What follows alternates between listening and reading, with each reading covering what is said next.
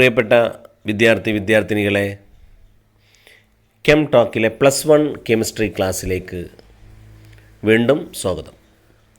ഇന്നത്തെ എപ്പിസോഡിൽ നമ്മൾ ഡിസ്കസ് ചെയ്യുന്നത് some basic concept in chemistry എന്ന ആദ്യ ചാപ്റ്ററിലെ law of multiple proportion, Gay Lussac's law, Avogadro's law, atomic mass, molecular mass, average atomic mass, അതുപോലെ ഡാൾട്ടൺസ് അറ്റോമിക് തിയറി. ഈ 7 പോയിൻ്റുകൾ നമുക്ക് ഡിസ്കസ് ചെയ്യാനുണ്ട്. ഓരോന്നായിട്ട് നമുക്ക് തുടങ്ങാം, അല്ലേ? എല്ലാവരും പേനയും പുസ്തകവും ഒക്കെ എടുത്താണ് ഇരിക്കുന്നതെന്ന് വിചാരിക്കുന്നു. ഇല്ലെങ്കിൽ അത് കൊണ്ടുവരിക. ഓക്കെ, അപ്പോൾ നമുക്ക് തുടങ്ങാം. റെഡി അല്ലേ? First, law of multiple proportion. മലയാളത്തിൽ പറഞ്ഞാൽ ബഹുഗുണാനുപാത നിയമം എന്ന് പറയാം. ഓക്കെ, അപ്പോൾ ഞാൻ ആദ്യം എൻ്റെ മലയാളം എന്ന് പറയാം. ജോൺ ഡാൾട്ടൺ എന്ന സയൻറ്റിസ്റ്റാണ് ഇത് സ്റ്റേറ്റ് ചെയ്തിട്ടിരിക്കുന്നത്. ഓക്കെ, 2 മൂലകങ്ങൾ കൂടിച്ചേർന്ന് 2 അതിലധികമോ സംയുക്തങ്ങൾ ഉണ്ടാവുകയാണെങ്കിൽ ഒരു മൂലകത്തിൻ്റെ നിശ്ചിത ഭാരവുമായി ചേരുന്ന മറ്റൊരു മൂലകത്തിൻ്റെ വിവിധ ഭാരങ്ങളുടെ അനുപാതം പൂർണ്ണസംഖ്യകളായിരിക്കും. അതുതന്നെ സിമ്പിൾ സംഖ്യയായിരിക്കും. ഓക്കെ, അതിൻ്റെ ഇംഗ്ലീഷ് നോക്കാം. If 2 elements can combine to form more than one compound, the masses of one of element that combine with a fixed mass of the other element are in the ratio of small whole number. Okay, ഇപ്പോൾ ഇംഗ്ലീഷിലും മലയാളത്തിലും ഇത് കേട്ടിട്ടുണ്ടെങ്കിലും എന്താണെന്ന് മനസ്സിലായിട്ടില്ല. ഇതല്ലേ ഇപ്പോൾ പ്രശ്നം. അപ്പോൾ നമുക്കതിൻ്റെ ഇല്ലുസ്ട്രേഷൻ നോക്കാം. എന്താണ് അതിൻ്റെ വിശദീകരണം? നോക്കൂ, നിങ്ങൾ ആ ബോക്സിൽ ബ്ലാക്ക് ഇങ്കിൽ കൊടുത്തിട്ടുണ്ട് കാർബൺ പ്ലസ് ഓക്സിജൻ. എല്ലാവർക്കും മനസ്സിലായി, കാർബൺ എന്ന് പറയുന്ന ഒരു മൂലകമാണ്, ഓക്സിജൻ എന്ന് പറയുന്നത് വേറൊരു മൂലകമാണ്, അല്ലേ? അത് കൂടിച്ചേർന്ന് ഉണ്ടാവുന്ന 2 സംയുക്തങ്ങളെ നിങ്ങൾക്ക് പറയാൻ പറ്റുമോ? പറയൂ. ആരാണ്? ഒന്ന് കാർബൺ മോണോക്സൈഡാണ്, വേറൊന്ന് കാർബൺ ഡയോക്സൈഡാണ്. നോക്കൂ, ആ 2 ബോക്സിലായിട്ട് കൊടുത്തിട്ടുണ്ട്. ഒരു ബോക്സിൽ CO എന്ന് കൊടുത്തിട്ടുണ്ട്, വേറൊരു ബോക്സിൽ CO2 എന്ന് കൊടുത്തിട്ടുണ്ട്. ഇത് രണ്ടും ഉണ്ടായത് ഏതിൽ നിന്നാണ്? കാർബൺ എന്ന് പറയുന്ന മൂലകവും ഓക്സിജൻ എന്ന് പറയുന്ന മൂലകവും കൂടിച്ചേർന്നിട്ടാണ് ഈ വ്യത്യസ്തമായ 2 മൂലകങ്ങൾ, അതായത് വ്യത്യസ്തമായ 2 സംയുക്തങ്ങൾ ഉണ്ടായത്. ഓക്കെ, നിങ്ങൾ ആ 2 സംയുക്തങ്ങളെ ഒന്ന് നിരീക്ഷിച്ച് നോക്കിയേ. CO, CO2 നിരീക്ഷിച്ചോ? നിരീക്ഷിച്ചപ്പോൾ എന്താ മനസ്സിലായത്? കാർബൺ കറുപ്പിച്ചിട്ടാണ് കൊടുത്തത്, അല്ലേ? അതാ മനസ്സിലായത്. ഓക്സിജൻ റെഡിലും കൊടുത്തിട്ടുണ്ട്. വേറെ എന്തെങ്കിലും വ്യത്യാസമുണ്ടോ? വ്യത്യാസമുണ്ട്. ആദ്യത്തെ COയിലുള്ള ഓക്സിജൻ 1 ഉള്ളൂ, CO2ൽ 2 ഓക്സിജൻ ഉണ്ട്. അതായത് ഒരു മൂലകത്തിൻ്റെ മാസ് വ്യത്യാസമുണ്ട്. എന്നാൽ കാർബണിൻ്റെ മാസിന് വ്യത്യാസമില്ല. COയിലും കാർബണിൻ്റെ മാസ് 12 ആണ്, CO2ലും കാർബണിൻ്റെ മാസ് 12 ആണ്. രണ്ടിലെയും കാർബണിൻ്റെ മാസ് തുല്യമാണ്, ഫിക്സഡ് ആണ്. ആരുടെ മാസാണ് വ്യത്യാസം? ഓക്സിജൻ്റെ മാസ് വ്യത്യാസമുണ്ട്. ഈ വ്യത്യാസമുള്ള മൂലകമുണ്ടല്ലോ, വ്യത്യസ്ത മാസുള്ള ഒരു മൂലകമുണ്ടല്ലോ, ആ മൂലകങ്ങളുടെ മാസുകളുടെ റേഷ്യോ സിമ്പിൾ ഹോൾ നമ്പർ ആയിരിക്കും എന്നാണ് ഡാൾട്ടൺ പറഞ്ഞിരുന്നത്. ശരിയല്ലേ? നോക്കൂ, COയിലെ ഓക്സിജൻ്റെ മാസ് 16, CO2യിലെ ഓക്സിജൻ്റെ മാസ് 32. ആ 16ഉം 32ഉം തമ്മിലുള്ള റേഷ്യോ എന്താ? പറയൂ. 16ഉം 32ഉം തമ്മിലുള്ള റേഷ്യോ 1:2 ആണ്. നോക്കി അവിടെ. ആദ്യം അവിടെ എന്താ ചെയ്തത് അറിയോ? 12:16 എന്നുള്ളത് 3:4 ആക്കി, ചെറുതാക്കി. അതെങ്ങനെ കിട്ടിയത്? 4 കൊണ്ട് ഹരിച്ചാൽ മതി. 12നെയും 16നെയും 4 കൊണ്ട് ഹരിച്ചാൽ കിട്ടുന്നതാണ് 3:4. ഓക്കെ, 12:32 എന്നുള്ളതിനെയും 4 കൊണ്ട് ഹരിച്ചു, അപ്പം 3:8 എന്നായി, അല്ലേ? ഇപ്പോൾ ഇതിൽ സിയുടെ മാസാണ് 3 എന്ന് പറഞ്ഞത്. അതിൽ വ്യത്യാസമുള്ള ആരുടെ മാസാണ്? ഓക്സിജൻ്റെ മാസ്. 4:8. 4:8 എന്നുള്ള ഒന്നുകൂടെ ചെറുതാക്കിയാൽ 1:2.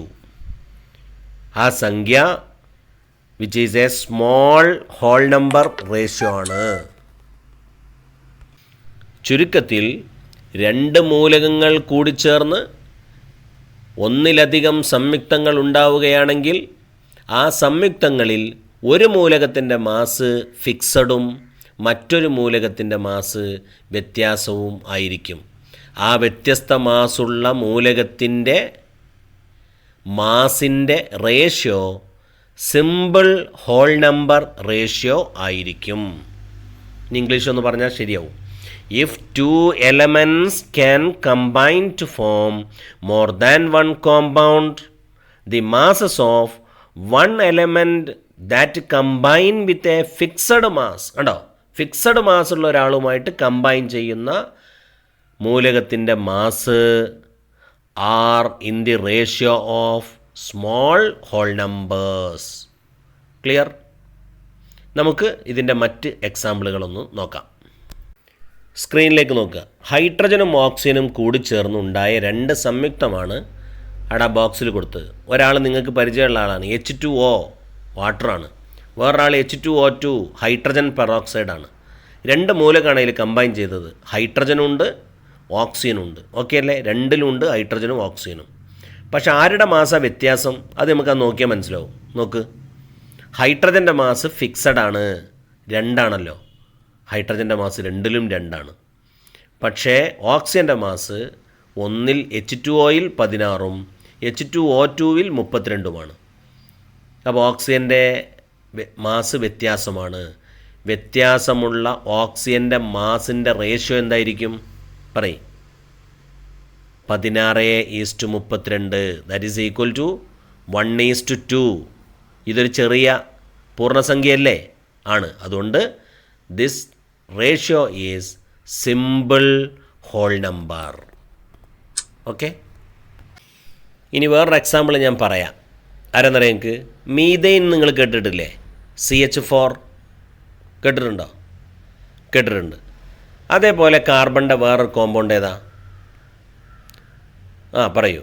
C2H6. ഇതിൽ വ്യത്യസ്ത മാസുള്ള ആളാരാണ് എന്ന് നിങ്ങളൊന്ന് കണ്ടുപിടിച്ച് ഉത്തരം എഴുതി വാട്സപ്പിക്ക് വിടുമോ? ഒന്ന് ശ്രമിച്ചു നോക്കൂ. വേറൊരു എക്സാമ്പിൾ പറയട്ടെ. നിങ്ങൾക്കൊക്കെ പരിചയമുള്ള ആളാണ്. നൈട്രജനും ഓക്സിജനും കൂടി ചേർന്നുണ്ടായ 2 സംയുക്തമാണ്. അതേതാണെന്നറിയോ? ഒന്ന് NO ആണ്. NO. NO എന്ന് പറഞ്ഞാൽ നൈട്രിക് ഓക്സൈഡാണ്. വേറൊരാളാണ് NO2 nitrogen dioxide. ഇവരുടെ ഇതേപോലെയുള്ള റേഷ്യോ ഒന്ന് നിങ്ങൾ എഴുതിയിട്ട് എൻ്റെ വാട്സപ്പിലേക്ക് വിടുക. ഓക്കെ. ഇതുമായി ബന്ധപ്പെട്ട് 2017 ജൂലൈ മാസം നടന്ന ഇംപ്രൂവ്മെൻ്റ് എക്സാമിനേഷനിൽ വന്നൊരു ചോദ്യം നോക്കൂ ചോദ്യം. NO and NO2 are 2 oxides of nitrogen. കണ്ടോ? നൈട്രജൻ്റെ 2 ഓക്സൈഡുകളാണ് NOയും NO2ഉം എന്ന് പറഞ്ഞിട്ട് അതിൽ ചോദ്യം ചോദിക്കുന്നത് ഇതാണ്: which law of chemical combination is illustrated by these compounds? ഈ 2 കോമ്പൗണ്ടും കെമിക്കൽ കോമ്പിനേഷൻ്റെ ഏത് ലോയെയാണ് പ്രതിനിധീകരിക്കുന്നത്? നിങ്ങൾക്ക് പറയാൻ പറ്റുമോ? ലോ ഓഫ് മൾട്ടിപ്പിൾ പ്രപ്പോർഷനാണ്. എന്നിട്ട് അതിൽ 2ാമത്തെ ചോദ്യം നോക്കൂ. State the law. ആ ലോ പ്രസ്താവിക്കുക. എങ്ങനെയുണ്ട് ചോദ്യം? ഇതേ ചോദ്യം തന്നെ ഇനിയും ആവർത്തിക്കും. പക്ഷേ ചിലപ്പോൾ കോമ്പൗണ്ട് ഒന്ന് മാറ്റും. CO and CO2 എന്നാക്കും. അല്ലെങ്കിൽ H2O ആൻഡ് H2O2 എന്നാക്കും. അല്ലെങ്കിൽ SO2 ആൻഡ് SO3 എന്നാക്കും. എന്താ ഇവിടെ നോക്കാനുള്ളത്? തന്നിരിക്കുന്ന 2 കോമ്പൗണ്ടിലും ഒരേ മൂലകമാണോ ഉള്ളത് നോക്കുക. അങ്ങനെയാണെങ്കിൽ അത് ലോ ഓഫ് മൾട്ടിപ്പിൾ പ്രപ്പോർഷനെയാണ് ഇല്ലുസ്ട്രേറ്റ് ചെയ്യുന്നത്. ഓക്കെ, ക്ലിയർ ആയില്ലേ? ശരി. നേരത്തെ തന്ന ഡയഗ്രാം നിങ്ങൾക്ക് മനസ്സിലാവുന്നില്ല എങ്കിൽ നിങ്ങൾ ലോ ഓഫ് മൾട്ടിപ്പിൾ പ്രപ്പോർഷൻ്റെ ഒരു എക്സാമ്പിൾ നമ്മൾ നേരത്തെ പറഞ്ഞു തന്നെയാണ്. അതിനെ വേറെ രൂപത്തിൽ ഇവിടെ എഴുതി നോക്കൂ ആ ബോക്സിൽ. അപ്പോൾ കൂടുതൽ വ്യക്തമാവും. COയും CO2ഉം അതിൻ്റെ കാർബണിൻ്റെ മാസ്, അതുപോലെ ഓക്സിജൻ്റെ മാസ്, ഓക്സിജൻ്റെ മാസ്. എന്നിട്ട് അവസാനത്തെ കോളത്ത് കണ്ടോ, ratio of oxygen in CO2 to oxygen in CO യിലും CO2യിലുള്ള ഓക്സിജൻ്റെ റേഷ്യോ. ആദ്യം CO2 2 അല്ലേ, CO യിലുള്ള ഓക്സിജൻ്റെ റേഷ്യോ 1, അപ്പോൾ 2:1 കിട്ടിയ മനസ്സിലായില്ലേ. അപ്പോൾ ആദ്യം കാണിച്ച ഡയഗ്രത്തിൽ കുറച്ചുകൂടെ സിമ്പിളാണ് ഈ ഡയഗ്രമെങ്കിൽ ഈ രൂപത്തിൽ ഓർത്ത് വെക്കുക. എങ്ങനെ ഓർത്ത് വെച്ചാലും ലോ ഓഫ് മൾട്ടിപ്പിൾ പ്രൊപ്പോർഷനിൽ ഇനി സംശയം ഉണ്ടാവരുത്. ഓക്കെ, ഒരു 2 മാർക്ക് പരീക്ഷയ്ക്ക് ഉറപ്പിക്കാലോ. ഓക്കെ അല്ലേ മക്കളെ? ശരി, അടുത്ത ലോയിലേക്ക് വരാം. എഴുതിയെടുത്തോളൂ. Law of combining volumes of gases. ഗേ-ലൂസാക്സിൻ്റെ ലോ ആണിത്. അതുകൊണ്ട് അദ്ദേഹത്തിൻ്റെ പേരും കൂടെ ചേർത്തിട്ടാണ് പറയുക, Gay Lussac's law of gaseous volumes. Okay, ആദ്യം ഇതിൻ്റെ മലയാളം എന്ന് പറയാം, അതല്ലേ നല്ലത്. വ്യാപ്ത സങ്കലന നിയമം എന്നാണ് ഇതിനെ മലയാളത്തിൽ അറിയപ്പെടുക. എന്താണ് പേര്? വ്യാപ്ത സങ്കലന നിയമം. എന്താണ് ഇതിൽ പറയണത്?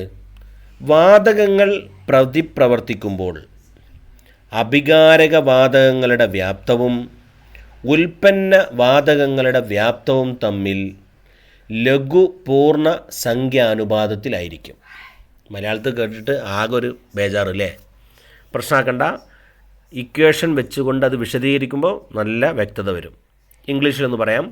When gases combine to form gaseous product, അത് വാതകാവസ്ഥയിലുള്ള അഭികാരകങ്ങൾ പ്രവർത്തിച്ച് വാതക ഉൽപ്പന്നങ്ങൾ ഉണ്ടാകുമ്പോൾ, അതാണ് when gases combine to form gaseous products.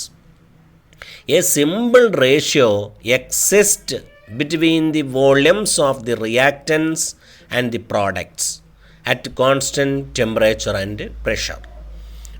ഈ പറഞ്ഞു കേട്ട അത്ഭുതമൊന്നും ഉണ്ടാവില്ല ഇത് വിശദീകരിക്കുമ്പോൾ. അപ്പോൾ ഇല്ലുസ്ട്രേഷൻ നോക്കുക, സ്ക്രീനിലേക്ക് നോക്കുക. എന്താണ് അവിടെ ഒരു ഇക്വേഷൻ കാണുന്നത്? നിങ്ങൾക്കൊക്കെ പരിചയമുള്ള ഇക്വേഷനാണ്.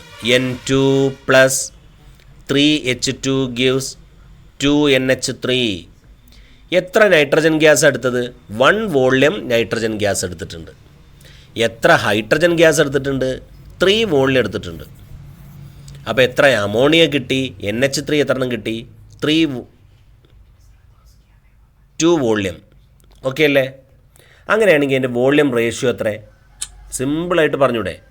നൈട്രജൻ 1, ഹൈഡ്രജന് 3, അമോണിയക്ക് 2. ആ വോള്യം റേഷ്യോ എത്ര?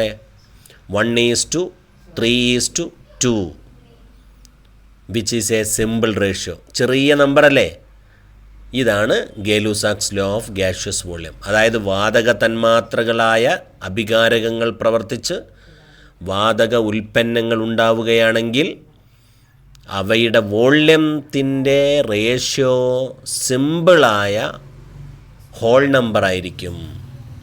എക്സാമ്പിൾ കണ്ടു. ഇനി വേറെ എക്സാമ്പിൾ കൂടി നോക്കിയാലോ? സ്ക്രീനിലേക്ക് നോക്കുക.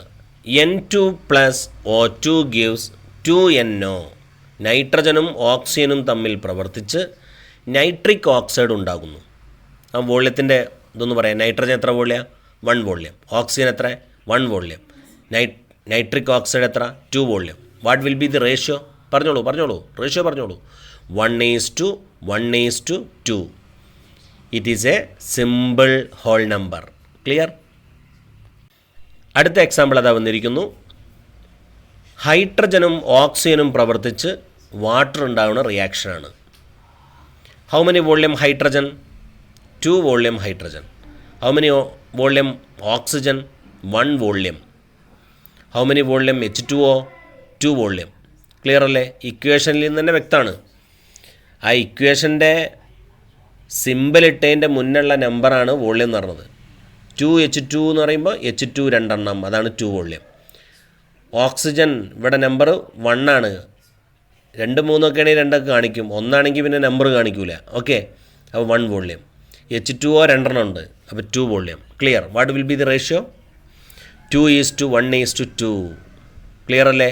ആ ഇക്വേഷനിൽ ശ്രദ്ധിച്ചാൽ അറിയാം, എല്ലാം ഗ്യാസാണ്. ജി എന്നിട്ടാണോ ബ്രാക്കറ്റിൽ കണ്ടില്ലേ? ജി എന്നിട്ട് വാതകത്തിലുള്ള അഭികാരകമായിരിക്കണം, വാതകത്തിലുള്ള ഉൽപ്പന്നമായിരിക്കണം. അങ്ങനെയുള്ള റിയാക്ഷനിലാണ് ഗേ-ലൂസാക്സ് ലോ പറയാൻ പറ്റുള്ളൂ. ഓക്കെ, അപ്പോൾ ആ എക്സാമ്പിളും പഠിച്ചു. ഗേ-ലൂസാക്സ് ലോ പഠിച്ചു കഴിഞ്ഞില്ലേ? ക്ലിയർ? അപ്പോൾ എന്താണ് Gay Lussac's law of combining volumes of gases എന്ന് പറഞ്ഞാൽ? വാതക അഭികാരകങ്ങൾ തമ്മിൽ പ്രവർത്തിച്ച് വാതക ഉൽപ്പന്നങ്ങൾ ഉണ്ടാകുമ്പോൾ അവയുടെ വോള്യങ്ങളുടെ റേഷ്യോ സിമ്പിൾ ഹോൾ നമ്പർ ആയിരിക്കും. ലഘു പൂർണ്ണസംഖ്യകളായിരിക്കും. ഓക്കെ, മൂന്നാമത്തെ ലോയിലേക്ക് വരാം. Avogadro's law. എന്താണ് അവോഗാഡ്രോസ് ലോ? നിങ്ങളൊക്കെ നേരത്തെ കേട്ട് പരിചയമുള്ളതാണ്. ഏറ്റവും സിമ്പിളായിട്ട് പറഞ്ഞാൽ വി പ്രപ്പോർഷണൽ ടു എൻ എന്ന് പറഞ്ഞാൽ മതി. എന്താ വി? വോള്യം. എൻ പറഞ്ഞാലോ നമ്പർ ഓഫ് മോൾ. അതായത് വാതകത്തിൻ്റെ വോള്യം അതിൻ്റെ നമ്പർ ഓഫ് മോൾസിന് നേർ അനുപാതത്തിലാകുന്നു. എപ്പോൾ? ടെമ്പറേച്ചറും പ്രഷറും സ്ഥിരമായിരിക്കുമ്പോൾ. ഓക്കെ, ഒന്നുകൂടെ പറയാം. ഊഷ്മാവും മർദ്ദവും സ്ഥിരമായിരിക്കുമ്പോൾ ഒരു വാതകത്തിൻ്റെ വോള്യം അതിൻ്റെ നമ്പർ ഓഫ് മോളുകളുടെ നേർ അനുപാതത്തിലായിരിക്കും. അപ്പോൾ ഇതിൽ നിന്നൊരു കാര്യം മനസ്സിലായി. വോള്യം കൂടുമ്പോൾ നമ്പർ ഓഫ് മോൾ കൂടും, വോള്യം കുറയുമ്പോൾ നമ്പർ ഓഫ് മോൾ കുറയും. അപ്പോൾ ഒരു കാര്യം ഉറപ്പായി, വോള്യത്തിൽ ചേഞ്ച് ഇല്ലെങ്കിൽ നമ്പർ ഓഫ് മോളിലും ചേഞ്ച് ഉണ്ടാവില്ല. ഓക്കെ അല്ലേ? അപ്പോൾ അതിൻ്റെ അർത്ഥം തുല്യ വോള്യം എടുത്താൽ അതിലുള്ള നമ്പറുകൾ തുല്യമായിരിക്കും. വോള്യം കൂടിയാൽ നമ്പർ കൂടും, വോള്യം കുറഞ്ഞാൽ നമ്പർ കുറയും. അങ്ങനെയാണെങ്കിൽ തുല്യ വോള്യം എടുത്താൽ അതിലുള്ള നമ്പറും തുല്യമായിരിക്കും. അതാണ് അവിടെ കാണുന്നത്. വായിച്ചു നോക്കൂ. Equal volumes of gases at same temperature and pressure should contain equal number. തുല്യ വോള്യം വാതകമെടുത്താൽ അതിലടങ്ങിയിരിക്കുന്ന വാതക തന്മാത്രകളുടെ എണ്ണം തുല്യമായിരിക്കും at constant temperature and pressure. Okay, തുല്യ വോള്യം വാതകങ്ങളിൽ അടങ്ങിയിരിക്കുന്ന തന്മാത്രകളുടെ എണ്ണം സ്ഥിര ഊഷ്മാവിലും മർദ്ദത്തിലും തുല്യമായിരിക്കും. എഴുതി വെച്ചല്ലോ. ഇതിനാണ് അവോഗാഡ്രോസ് ലോ എന്ന് പറയാം. അവിടെ നോക്കൂ, എക്സാമ്പിൾ കൊടുത്തത് നൈട്രജൻ 2 ലിറ്റർ എടുത്തു, ഹൈഡ്രജൻ 2 ലിറ്റർ എടുത്തു, അമോണിയയും 2 ലിറ്റർ എടുത്തു. ഒക്കെ തുല്യ വോള്യം എടുത്തു. ഇങ്ങോട്ടോ അപ്പോഴുള്ള ടെമ്പറേച്ചർ എത്ര? 273 കെൽവിൻ. പ്രഷറോ 1 atm. എല്ലാത്തിനും ഒരേ ടെമ്പറേച്ചറും ഒരേ പ്രഷറും, എല്ലാവർക്കും ഒരേ വോള്യം 2 ലിറ്റർ എടുത്തു കഴിഞ്ഞാൽ എക്സ് മോളിക്യൂൾ ഉണ്ടാവും. അതേ എണ്ണം മോളിക്യൂൾ തന്നെയാണ് H2ലും ഉണ്ടാവുക. അതേ എണ്ണം മോളിക്യൂൾ തന്നെയാണ് അമോണിയയിലും ഉണ്ടാവുക. നല്ല എളുപ്പമുള്ള ഒരു ലോ അല്ലേ? ഈ 2 ലോയും പഠിച്ചു വെക്കുക. പ്രത്യേകിച്ച് ഈ 2 ലോയും കുറിച്ച് പറയാനുള്ളത് അവോഗാഡ്രോസ് ലോയും ഗേ-ലൂസാക്സ് ലോയും വാതക സിസ്റ്റത്തിന് മാത്രമേ അപ്ലൈ ചെയ്യാൻ പറ്റുള്ളൂ. ദ്രാവകത്തിലോ സോളിഡിലോ ഈ 2 ലോയും അപ്ലൈ ചെയ്യാൻ പറ്റില്ല. ഓക്കെ, ഇപ്പോൾ നമ്മൾ 3 ലോ പഠിച്ചു കഴിഞ്ഞു. ഈ 3 ലോയും നിങ്ങൾക്ക് വ്യക്തമായി എങ്കിൽ നിങ്ങൾ എന്ത് ചെയ്യണം? ആ ഒരു വിവരം വാട്സപ്പിലൂടെ എൻ്റെ പ്രിയപ്പെട്ട മക്കൾ അറിയിക്കണം. ഓക്കെ അല്ലേ? അടുത്തത് നമുക്ക് ഡിസ്കസ് ചെയ്യാനുള്ളത് ഡാൾട്ടൺസ് അറ്റോമിക് തിയറിയാണ്. അതായത് ആറ്റത്തെക്കുറിച്ച് കുറേയൊക്കെ വ്യക്തതയോടുകൂടെ, കുറേയൊക്കെ എന്ന് ഞാൻ പറയാൻ കാരണം വലിയ വ്യക്തതയൊന്നുമില്ല, എന്നാൽ അദ്ദേഹത്തിൻ്റെ കാലത്ത് അദ്ദേഹം പറഞ്ഞതുപോലെ പറയാൻ ധൈര്യം കാണിച്ച മറ്റൊരു സയൻറ്റിസ്റ്റും ഉണ്ടായിരുന്നില്ല. അതായത് ഡാൾട്ടനാണ് ആദ്യമായി ഒരു തിയററ്റിക്കൽ ഫൗണ്ടേഷൻ ആറ്റത്തെക്കുറിച്ച് നൽകിയത്. പറഞ്ഞതിൽ ഒരുപാട് പോരായ്മകളുണ്ട്, എങ്കിൽ പോലും അന്നത്തെ കാലത്ത് അദ്ദേഹം പറഞ്ഞതുപോലെ മറ്റാരും പറഞ്ഞിട്ടില്ല. ആ പറച്ചിലിനെ, ആ സ്റ്റേറ്റ്മെൻറ്റിനെ, അദ്ദേഹം പറഞ്ഞ കാര്യത്തെ നമ്മൾ അറിയപ്പെടുന്നത് ഡാൾട്ടൺസ് അറ്റോമിക് തിയറി എന്നാണ്. എന്താണ് അദ്ദേഹം ആറ്റത്തെക്കുറിച്ച് പറഞ്ഞിരിക്കുന്നത് എന്ന് നമുക്ക് നോക്കാം. ഒന്നാമത്തെ point, matter is made up of extremely small indivisible particle called atoms. പദാർത്ഥം ഉണ്ടാക്കിയിരിക്കുന്നത് അങ്ങേയറ്റം ചെറിയ വിഭജിക്കാൻ പറ്റാത്ത കണികകളെ കൊണ്ടാണ്. അതിനെ ആറ്റം എന്ന് വിളിക്കാം. റെഡി? ഒന്നാമത്തെ പോയിൻ്റ് ഓക്കെ ആയല്ലോ. രണ്ടാമത്, atoms of the same elements are identical in all respect. ഷേപ്പിൽ, size, mass and chemical properties. എന്നൂടെ പറയാം. ഒരേ മൂലകങ്ങളുടെ ആറ്റങ്ങളെല്ലാം എല്ലാ അർത്ഥത്തിലും ഒരുപോലെയായിരിക്കും. ആകൃതിയിൽ, വലിപ്പത്തിൽ, മാസിൽ, രാസസ്വഭാവത്തിൽ എന്നാണ് ഡാൾട്ടൺ പറഞ്ഞത്. അത് നമ്മൾ കേട്ടാലും വലിയൊരു തെറ്റ് തോന്നില്ല അല്ലേ? ഒരേ മൂലകങ്ങളുടെ ആറ്റങ്ങളൊക്കെ ഒരുപോലെ ആയിരിക്കുമല്ലോ എന്ന് നമ്മൾ ചിന്തിക്കും. ഡാൾട്ടനും അങ്ങനെയാണ് ചിന്തിച്ചത്. പക്ഷേ ചെറിയ തെറ്റുകളുണ്ട്. നമുക്കിതിന് ശേഷം ഡിസ്കസ് ചെയ്യാം. അപ്പോൾ 2 പോയിൻ്റ് കിട്ടി. മൂന്നാമത്തെ point, atoms of different elements are different in all respect. വ്യത്യസ്ത മൂലകങ്ങളുടെ ആറ്റങ്ങളെല്ലാം വ്യത്യസ്തമാണ്. എല്ലാ അർത്ഥത്തിലും വ്യത്യസ്തമാണ്. വ്യത്യസ്ത മൂലകങ്ങളുടെ ആറ്റങ്ങൾ എല്ലാ അർത്ഥത്തിലും വ്യത്യാസം ഉള്ളതാണ് എന്നാണ് ഡാൾട്ടൺ പറഞ്ഞത്. 3 എണ്ണയിലെ വ്യത്യസ്ത മൂലകങ്ങളുടെ ആറ്റങ്ങൾ കൂടിച്ചേർന്നാൽ കോമ്പൗണ്ടുകൾ ഉണ്ടാകും എന്നാര് പറഞ്ഞു? ഡാൾട്ടൺ പറഞ്ഞു. Compounds are formed when atoms of different elements combined in simple fixed ratio. അതിന് ഡാൾട്ടൺ പറഞ്ഞ പേര് കോമ്പൗണ്ട് ആറ്റം എന്നാണ്. Compound atom. ഓക്കെ.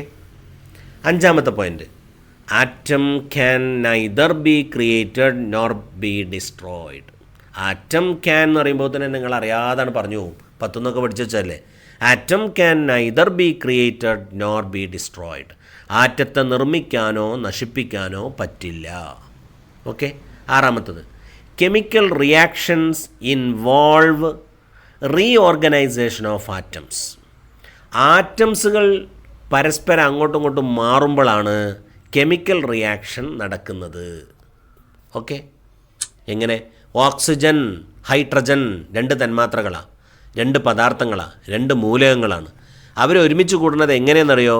ഹൈഡ്രജൻ്റെ ബോണ്ടുകൾ, ബന്ധനം, ഓക്സിജൻ്റെ ബന്ധനവും മുറിഞ്ഞിട്ട് പിന്നെ ഒരുമിച്ച് കൂടുകയാണ്. അതാണ് പറഞ്ഞത്. ഓക്കെ.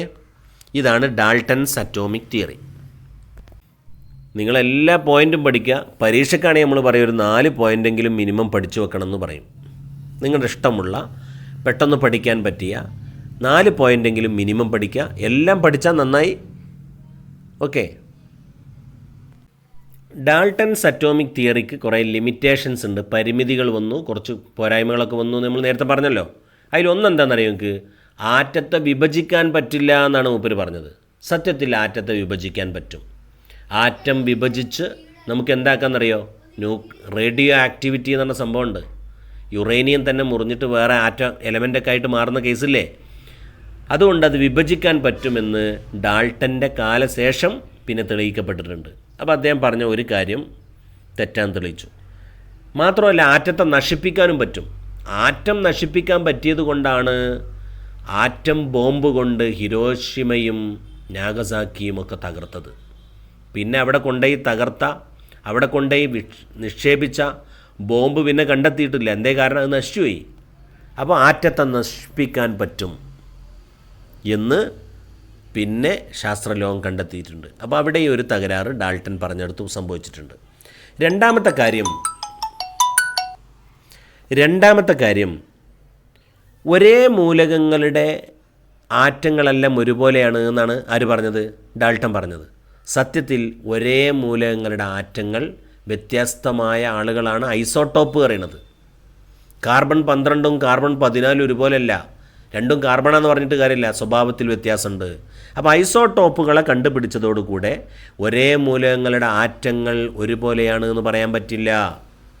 അതുപോലെ തന്നെ ഐസോ ബാറിനെ കണ്ടുപിടിച്ചതോടുകൂടെ വ്യത്യസ്ത മൂലകങ്ങളുടെ ആറ്റങ്ങൾ എല്ലാ അർത്ഥത്തിലും വ്യത്യസ്തമാണ് എന്നും പറയാൻ പറ്റില്ല. അപ്പോൾ എന്ത് മനസ്സിലായി? ഡാൾട്ടൻ്റെ ലിമിറ്റേഷൻസ് അവിടെ ലിസ്റ്റ് ഔട്ട് ചെയ്തതാണ്. ഒന്ന് വായിച്ചു നോക്കുക. അതോടൊപ്പം തന്നെ അലോട്രോപ്സ് എന്ന് പറഞ്ഞൊരു സംഭവമുണ്ട്, രൂപാന്തരത്വം. അപ്പോൾ ചില മൂലകങ്ങളുടെയൊക്കെ രൂപാന്തരത്വം വന്നതോടുകൂടെ കാർബൺ തന്നെ ഡയമണ്ടും ഉണ്ട്, ഗ്രാഫൈറ്റും ഉണ്ട്. What a wonderful situation. കാർബണാണ് ഈ ഡയമണ്ട് നമ്മൾ വിശ്വസിക്കുമോ പ്രിയപ്പെട്ട മക്കളെ? അപ്പോൾ അത്രമാത്രം വലിയ ഡിഫറൻസ് ഉള്ള കാർബണും ഡയമണ്ട്, അതായത് കാർബണായ ഡയമണ്ടും ഗ്രാഫൈറ്റും. ഇതെങ്ങനെ വന്നതെന്ന് ഡാൾട്ടനോട് ചോദിച്ചിട്ടുണ്ടെങ്കിൽ, അല്ലെങ്കിൽ അന്ന് അത് കണ്ടുപിടിച്ചിട്ട് മൂപ്പരടുത്തേക്കാണ് കൊണ്ടുപോയി കൊടുത്തിട്ടുണ്ടെങ്കിൽ മൂപ്പര ആ സ്റ്റേറ്റ്മെൻറ്റ് തന്നെ തിരുത്തുമായിരുന്നു, ഇല്ലേ? അപ്പോൾ കാലങ്ങൾക്ക് ശേഷം അലോട്രോപ്പ് കണ്ടുപിടിച്ചു. അലോട്രോപ്പുകൾ കണ്ടുപിടിച്ചപ്പോൾ അവയ്ക്ക് ഭൗതിക സ്വഭാവത്തിൽ വ്യത്യാസമുണ്ട്. ആ വ്യത്യാസത്തെ വിശദീകരിക്കാൻ ഡാൾട്ടന് പറ്റിയില്ല. ഇതൊക്കെ ഡാൾട്ടൻസ് അറ്റോമിക് തിയറിയുടെ ലിമിറ്റേഷൻസാണ്. ഓക്കെ, അടുത്തത് നമുക്ക് ഡിസ്കസ് ചെയ്യാനുള്ളത് അറ്റോമിക് മാസ് ആണ്. നമുക്കറിയാം ആറ്റത്തിൻ്റെ മാസ് ഹൈഡ്രജന് 1 നമ്മൾ പഠിച്ചിട്ടുണ്ട്, ഹീലിയത്തിന് 4 ആണെന്ന് പഠിച്ചിട്ടുണ്ട്, കാർബണ് 12 ആണെന്നൊക്കെ പഠിച്ചിട്ടുണ്ട്. ഇങ്ങനെയൊക്കെ പറഞ്ഞു പോകുന്നുണ്ട് അല്ലേ? പക്ഷേ ഈ മാസ് എങ്ങനെ കണ്ടുപിടിച്ചത്? നിങ്ങൾക്കൊരു അത്ഭുതമല്ലേ? ഉണ്ടോ? കണ്ണുകൊണ്ട് കാണാൻ പോലും പറ്റാത്ത കാർബൺ അല്ലെങ്കിൽ ഹൈഡ്രജൻ, ഹീലിയം എന്ന് പറയുന്ന ഒരാറ്റം ഇലക്ട്രോൺ മൈക്രോസ്കോപ്പ് വെച്ച് പോലും കാണാൻ പറ്റില്ല. അത്രയും സൂക്ഷ്മമായ ഈ ആറ്റത്തിൻ്റെ മാസ് എങ്ങനെ കണ്ടുപിടിച്ചത്? അത് കണ്ടുപിടിക്കുക എന്ന് പറഞ്ഞാൽ it is very very difficult. അത് കണ്ടുപിടിക്കാൻ വേണ്ടി ശാസ്ത്രലോകം എന്താ ചെയ്തതെന്നറിയോ നിങ്ങൾക്ക്? കാർബൺ 12 എന്ന ഐസോട്ടോപ്പുമായി റിലേറ്റ് ചെയ്തുകൊണ്ടാണ് മാസ് പറഞ്ഞത്. എങ്ങനെ? കാർബൺ 12 ആറ്റത്തിൻ്റെ മാസിൻ്റെ എത്ര മടങ്ങാണ് ആറ്റത്തിൻ്റെ മാസ്, ഹൈഡ്രജൻ്റെ മാസ്, ഹീലിയത്തിൻ്റെ മാസ് എന്ന് പറഞ്ഞിട്ട് എന്ത് ചെയ്യുക? മാസ് എക്സ്പ്രസ് ചെയ്തു. എന്താ കാർബൺ 12ൻ്റെ ഐസോട്ടോപ്പ് എന്നെ സ്റ്റാൻഡേർഡാക്കി എടുത്തു. കാർബൺ 12 ഐസോട്ടോപ്പിനെ വെച്ചുകൊണ്ട് ബാക്കി മൂലകങ്ങളുടെ അറ്റോമിക് മാസ് എന്തുകൊണ്ടാണ് പറഞ്ഞത്? അതിനൊരു കാരണമുണ്ട്, പഠിച്ചു വെക്കണം. Carbon 12 is the most stable isotope found in nature. പ്രകൃതിയിൽ ഏറ്റവും അധികം സ്റ്റേബിളായ ഐസോട്ടോപ്പാണ് കാർബൺ 12 ഐസോട്ടോപ്പ്. അതുകൊണ്ടാണ് കാർബൺ 12നെ സ്റ്റാൻഡേർഡാക്കി എടുത്തത്. അയാളെ മാസ് വെച്ചിട്ടാണ് ബാക്കി മൂലകങ്ങളുടെ, അതായത് ആറ്റങ്ങളുടെയൊക്കെ മാസ് പറയാറ്. അങ്ങനെ പറയാൻ വേണ്ടി നമ്മൾ എന്തെടുത്തിട്ടുണ്ട് എന്നറിയാം നിങ്ങൾക്ക്? AMU എന്ന് പറഞ്ഞൊരു സംഭവം എടുത്തിട്ടുണ്ട്. What is AMU? Atomic mass unit. Okay, അപ്പോൾ അറ്റോമിക് മാസ് യൂണിറ്റ് പറയുന്നതിൻ്റെ മുന്നേ ആ നീല കളറിൽ ആ സ്ക്രീനിൽ കാണുന്ന സംഭവം ഒന്ന് പഠിച്ചു വെക്കണം. Atomic mass of an element is defined as A number which express how many times the mass of one atom of an element is greater than 1/12 the mass of A carbon 12 atom. Okay, ഒന്നും മനസ്സിലായില്ല അല്ലേ? അതായത് carbon 12 ആറ്റത്തിൻ്റെ മാസിൻ്റെ 12 എത്ര മടങ്ങാണ് ഒരു മൂലകത്തിൻ്റെ ആറ്റത്തിൻ്റെ mass എന്ന് പറയുന്നതിനാണ് atomic mass എന്ന് പറയാം. ഒന്നും മനസ്സിലായില്ല അല്ലേ? ഒന്നുകൂടെ പറയാം. കാർബൺ 12 ആറ്റത്തിൻ്റെ മാസിൻ്റെ 12 എത്ര മടങ്ങ് ആണ് ഒരാറ്റത്തിൻ്റെ മാസ് എന്ന് എക്സ്പ്രസ് ചെയ്യുന്ന നമ്പറിനെ പറയുന്ന പേരാണ് അറ്റോമിക് മാസ്. അതായത് ഹൈഡ്രജൻ്റെ മാസ് 1 എന്ന് പറഞ്ഞാൽ അർത്ഥം കാർബൺ 12 ആറ്റത്തിൻ്റെ മാസിൻ്റെ 12 1 മടങ്ങാണ് ഹൈഡ്രജൻ്റെ മാസ്. ഓക്സിജൻ്റെ മാസ് 16. സ്ക്രീനിൽ നോക്കുക. ഓക്സിജൻ്റെ മാസ് 16 എന്ന് പറഞ്ഞാൽ അർത്ഥം എന്താണ്? ഹൈഡ്രജൻ 12, അതായത് കാർബൺ 12 ആറ്റത്തിൻ്റെ 12 16 മടങ്ങാണ് ഓക്സിജൻ്റെ മാസ്. ഇതാണ് അറ്റോമിക് മാസ്. നന്നായി ശ്രദ്ധിക്കാം. അപ്പോൾ ഇത് പറയാൻ വേണ്ടി നമ്മൾ ഉപയോഗിക്കുന്നൊരു ടേമാണ് AMU, അതായത് അറ്റോമിക് മാസ് യൂണിറ്റ്. അപ്പോൾ അറ്റോമിക് മാസ് യൂണിറ്റ് സ്ക്രീനിലേക്ക് നോക്കുക. AMU മുൻകാലത്ത് ഇതിനെ AMU എന്നാണ് അറിയപ്പെട്ടിരുന്നത്. ഇപ്പോൾ ഇതിനെ വിളിക്കുന്നത് യൂണിഫൈഡ് സ്കെയിൽ, അതായത് യൂണിഫൈഡ് മാസ് എന്നാണ്. അതായത് U എന്നും പറയും. AMU എന്ന് പറഞ്ഞാൽ U തന്നെയാണ്. What is U? അതായത് കാർബൺ 12 ആറ്റത്തിൻ്റെ 12 പറയുന്ന പേരാണ് AMU. പഠിച്ചോ? It is the 1/12 the mass of 1 carbon 12 atom. അതാ കാണുന്നു. AMU is equal to 1U. That is equal to 1/12 into mass of 1 carbon 12 atom. ഒരു കാർബൺ 12 ആറ്റത്തിൻ്റെ മാസിൻ്റെ 12 പറയുന്ന പേരാണ് AMU. അപ്പോൾ നമ്മൾ സ്ക്രീനിൽ ഇപ്പോൾ കാണുന്നത് 1 AMU equal to 1/12 into mass of 1 carbon 12 atom. അപ്പോൾ ഇനി അറിയേണ്ട മാസ് ഓഫ് 1 കാർബൺ 12 ആറ്റം എത്രയാണെന്ന്.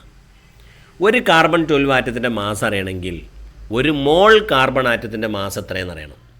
ഒരു മോൾ കാർബൺ ആറ്റത്തിൻ്റെ മാസ് 12 ഗ്രാമാണ്. അപ്പോൾ ഒരു മോൾ എന്ന് പറഞ്ഞാൽ എത്ര? 6.022 ഇൻറ്റു 10⁻23 ആണ്. അത് റെഡിയല്ലേ? അങ്ങനെയാണെങ്കിൽ ഒരു കാർബൺ ആറ്റത്തിൻ്റെ മാസ് എത്ര? ഒരു കാർബൺ ആറ്റത്തിൻ്റെ 6.022 ഇൻറ്റു 10⁻23 ആറ്റത്തിൻ്റെ മാസാണ് 12 ഗ്രാം. അപ്പോൾ ഒരാളുടെ മാസ് എത്ര? ഒരാളുടെ മാസ് പറഞ്ഞാൽ 12 ഗ്രാം ബൈ 6.022 ഇൻറ്റു 10⁻23. ക്ലിയർ? അപ്പോൾ ആ വാല്യൂ ഇതിലോട്ട് കൊടുത്താൽ മതി. കൊടുക്കല്ലേ? 1/12 into mass of 1 carbon 12 atom എന്നുള്ളിടത്ത് 12/6.022 ഇൻറ്റു 10⁻23 അത് കൊടുത്തപ്പോൾ ഉത്തരം കിട്ടി. 1.66 into 10⁻27 kilogram or 1.66 into 10⁻24 gram. എഴുതി വെക്കുക. എഴുതി വെച്ചല്ലോ.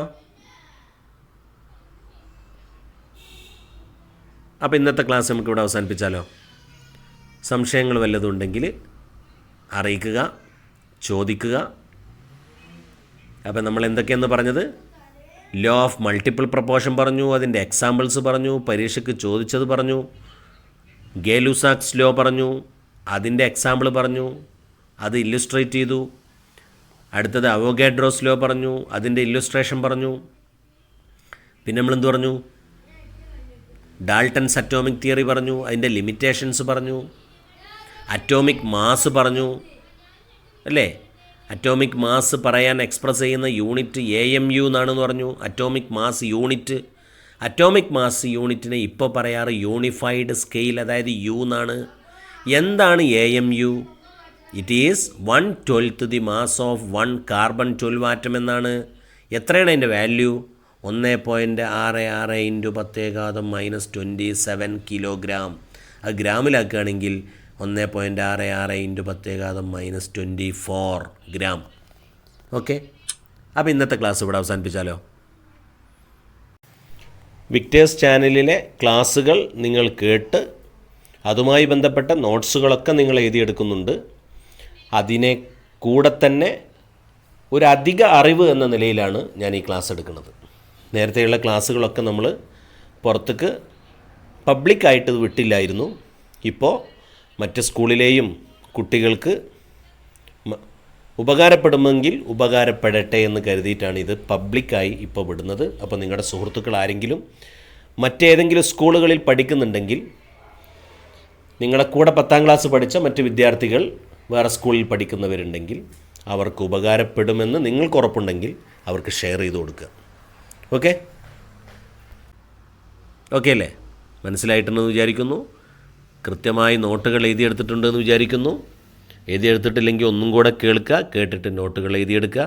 വൃത്തിയായി നോട്ട് എഴുതിയതിന് ശേഷം അത് ഫോട്ടോ എടുത്ത് എൻ്റെ വാട്സപ്പ് നമ്പറിലേക്ക് അയച്ചു തരാം. ഓക്കെ, അപ്പോൾ നമുക്ക് പിന്നെ കാണാം. നിങ്ങളുടെ സുഹൃത്തുക്കൾക്ക് ഇത് ഷെയർ ചെയ്ത് കൊടുക്കുന്നുണ്ടെന്ന് ഞാൻ വിചാരിക്കുകയാണ്. പിന്നെ നിങ്ങൾ ഈ ചാനൽ സബ്സ്ക്രൈബ് ചെയ്തിട്ടുണ്ട് എന്നും വിചാരിക്കുന്നു.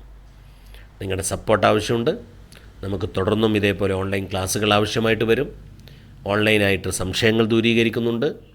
കോവിഡിൻ്റെ ഈ പ്രതിസന്ധികളിൽ നിങ്ങൾക്ക് വേണ്ടുന്ന എല്ലാ സഹായങ്ങളും പ്രിയപ്പെട്ട മക്കളെ, അരിമ്പ്രയിലെ എൻ്റെ പ്രിയപ്പെട്ട വിദ്യാർത്ഥിനികളെ, നിങ്ങളെ സഹായിക്കാൻ ഞാൻ എപ്പോഴും ഉണ്ടാവും. Okay, thank you. Keep in touch.